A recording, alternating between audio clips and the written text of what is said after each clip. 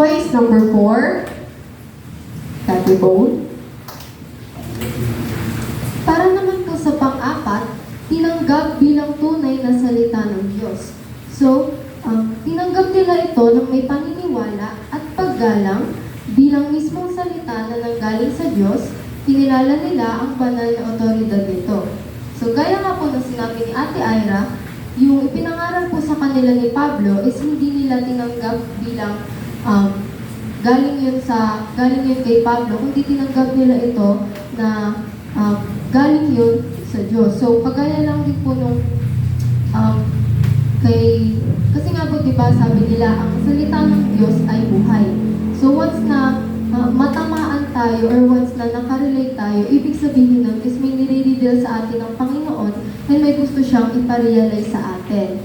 And gaya lang din po sa mga taga-Tesalonica, tinanggap nila yun bilang tunay na salita ng Diyos. So, sa panglima naman po is explain ni Ate Ira. Nagsusulat po ba kayo? Nasusundan niyo po? Okay, thank you po.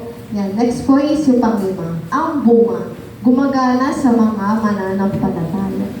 So, mananampalataya. Ayun po. Tama po dito na. Ito nga po, ang patunay na tinanggap nila ito bilang salita ng Diyos.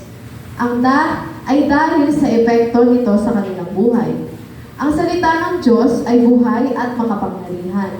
Ito ay gumagana o kumikilos. Ito rin yung sinasabi nilang may bisa. At nagdudulot ng pagbabago, pananampalataya at lakas sa mga taong sumasampalataya. So, ito nga po sa verse po kasi nito na balik po tayo sa verse ng ayun. At ang bisa nito ay nakikita sa buhay ninyo na mga sumasampalataya. So, ito na yung bunga, ang bunga. Gumagana sa mga mananampalataya. So, lahat po tayo mananampalataya ng Panginoon. Tama po ba? So, may bisa po ba pagiging mananampalataya sa ating Diyos? Pwede po ba akong magtawag ng, magkaroon po ng isang testimonial lang po na kung paano po kumilos ang Panginoon sa Kanya? Pwede po ba? Ay, si Kuya Jay. Thank you, Kuya Jay. Ayan, pwede po. Opo. Kahit, maikling, kung paano lang kumilos ang Panginoon sa buhay. Asa mananampalataya. Ayun po, yung testimony ko po is na dati po kasi nung hindi pa po ako lumalayo sa salita ng Diyos po, pagdating po dito sa church po, yung pagiging selfless po, yung mga tinuturo po ni Manabes, hindi ko po siya na-apply sa bahay po kasi po, pag-uwi ko po sa bahay po, yung magiging thinking ko po agad is, ako lang po mag-isa po sa bahay, na wala po akong iniisip na kasama po kasi po, siguro po, yung parents ko po, hindi ko po nararamdaman po yung pagmamahal po sa loob ng bahay ko kasi po, yung parents ko po kasi hindi po sila ikinasal po dahil po sa mahal po nila yung isa't isa. Kaya po, gano'n na lang po yung apekto po sa bahay po namin. Dati po natatandaan ko po, kumakain lang po ako, mag-isa lang po sa bahay. Kaya po, pag kumakain lang po ako, sobrang tahimik ko po. Tapos, ayun po, nung lumalim na po ako sa Panginoon po na tinanggap ko po si Jesus Christ as a Savior po, doon ko po naramdaman yung pagmamahal na sa Kanya ko lang po matatagpuan. Tapos, nung tinanggap ko na po si Jesus po, konti-konti po, kaya ko na po i-express sa magulang ko po yung pagmamahal ko po sa kanila. Kahit sa simpleng salita lang po na tuwing po aalis po sila, ingat po kayo makpa, yung mga ganun po. Tapos po, magtatanong po kung kumain na po ba sila kasi po, dati po, hindi ko po kaya sabihin yung mga ganung salita po sa kanila po. Kaya ako lang napaka-sweet naman. Kaya mo kasi So, kami gano'n sasabayan nila sa pagkain.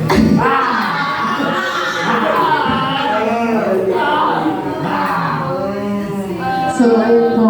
Di ba po, napakagaling ng ating Diyos kumilos sa buhay ni Kuya Jay? Pwede si Aina naman.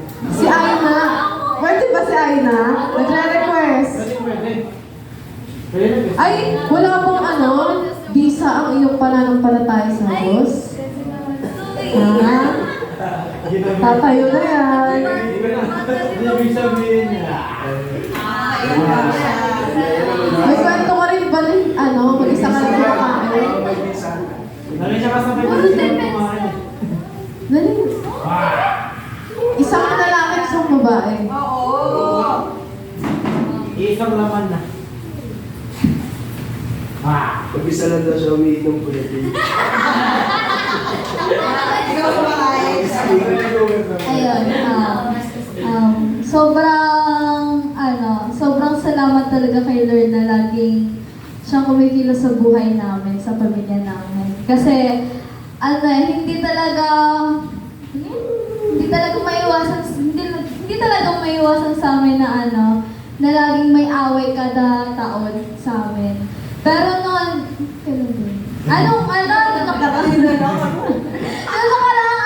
nakaraang New Year lang po. Doon ko lang na walang away, wala pong sigawan, wala silang ano yung ganun?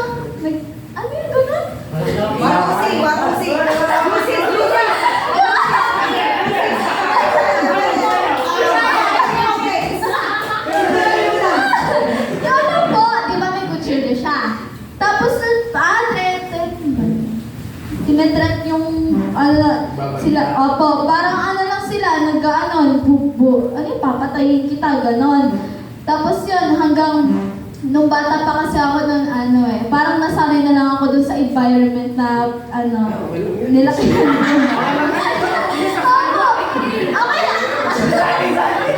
Wala kasi ako magawa nun dahil kasi bata pa. Iyak lang yung, yung ambag ko. Ba't ikaw yun?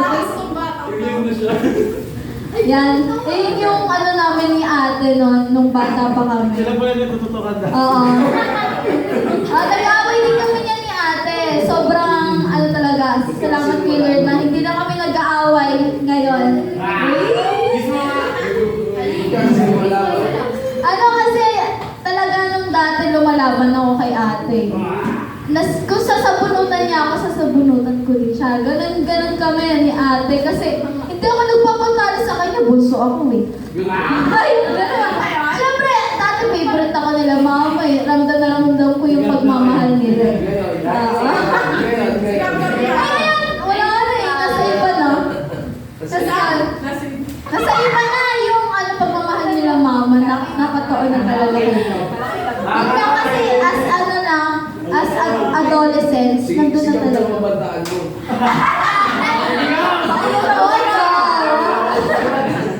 Ayan, talagang maraming salamat sa Panginoon na patuloy niya ako i-improve sa sarili ko. Then, lalo na rin doon sa education ko, yun may testimony. Ayan, na